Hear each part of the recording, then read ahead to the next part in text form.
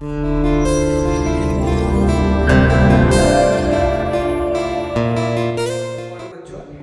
आज का जो हमारा टॉपिक है वो ये बताने का प्रयास किया जा रहा है कि √2 इज एन इरेशनल नंबर।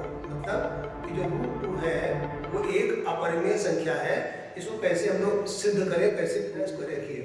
तो सबसे पहले इसको जो प्रूव करने का तरीका है वो कॉन्ट्रडिक्शन रूल है।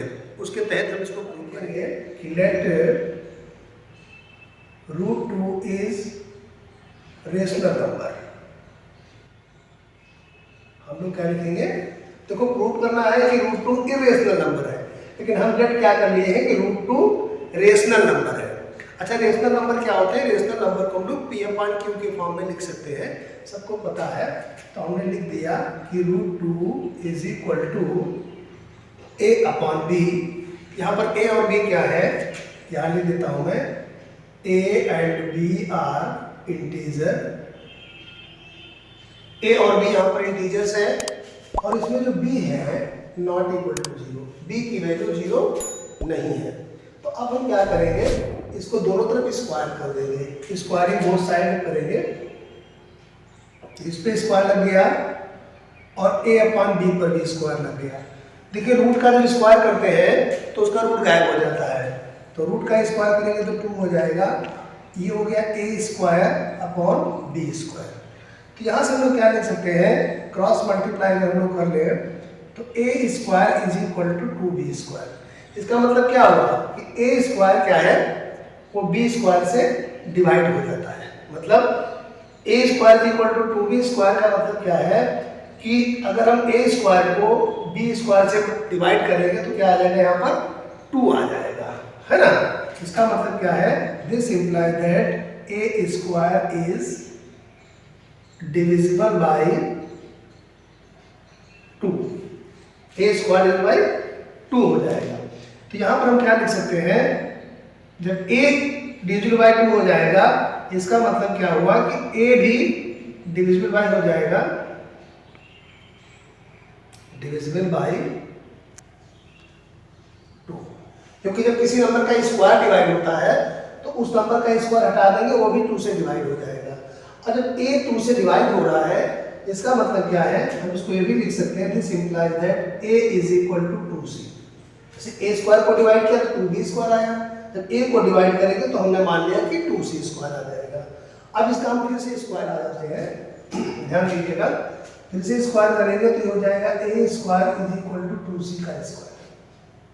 ध्यान दीजिएगा, तो ये तो A² हो गया, 2C 2 का स्क्वायर 4 हो गया, C का स्क्वायर C² हो गया। तो this can be written in this form A² is equal to 4C²। अब देखिए A से आ जाइए, A² की वैल्यू थी 2B²। तो जहां पर A² लिखा है वहां पर लिख सकते हैं 2B² is equal to 4C²।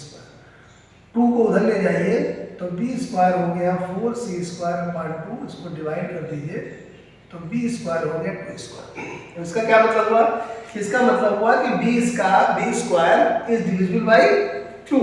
इसका मतलब हुआ कि this implies that B² is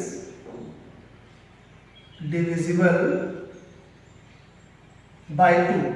और जब B² 2 से डिवाइड कर रहा है, इसका मतलब क्या हुआ, दिस इंप्लाइज दैट कि B इज डिविजिबल बाय 2। तो देखिए यहां हमने क्या निकाला था, ये जो पहली कंडीशन हमारी थी, ये यहां हमने निकाला है कि A इज डिविजिबल बाय 2। और जो सेकंड कंडीशन हमारी है, यहां हमने क्या निकाला है, B इज डिविजिबल बाय 2। अच्छा, प्राइम नंबर क्या होते हैं? प्राइम नंबर वे नंबर होते हैं जिनको A/B के फॉर्म में लिख सकते हैं। और A और B क्या होते हैं, इंटीजर होते हैं, उसमें B 0 नहीं होता है। और A और B का कोई भी को प्राइम नंबर नहीं होता है जिससे कि वो डिवाइड हो जाए। मतलब वो किसी नंबर से डिवाइड नहीं होते हैं। A और B डिवाइड नहीं होते किसी से। लेकिन यहाँ क्या देख रहे हैं कि A भी 2 से डिवाइड हो जा रहा है और B भी 2 से डिवाइड हो जा रहा है। तो लिखेंगे from 1 and 2 A and B are divisible by 2। अब A और B दोनों जब 2 से डिवाइड हो गए, इसका मतलब क्या हो गया कि जो √2 हमारी थी, जिसको हमने कहा था कि रेशनल नंबर है, इसका मतलब कि हमारे मानने में गलती हो गई। सो बाई कॉन्ट्रडिक्शन क्या लिखेंगे? So by contradiction √2 is an irrational number. आगे यहां पर लिख सकते हैं कॉन्ट्रडिक्शन होता है। इस तरीके से क्वेश्चनों को सॉल्व करते हैं। यहाँ √2 की जगह पे √3 भी आ सकता है, √5 भी आ सकता है, √7 भी आ सकता है। ये आपको ध्यान रखना होता है। ए और बी इंटीजर होते हैं और को प्राइम नंबर होते हैं। थैंक यू बच्चों।